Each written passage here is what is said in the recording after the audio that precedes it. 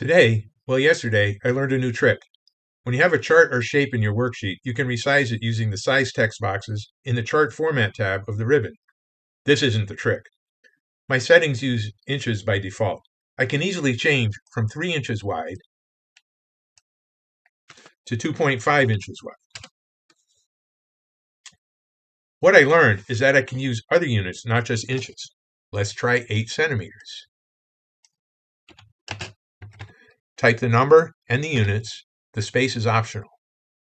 Excel converts what you entered into inches by default. It also works in the task pane. Let's try 75 millimeters. This trick works for shapes as well. On the Shape Format tab are the size boxes. Let's try 100 points. There are 72 points in an inch.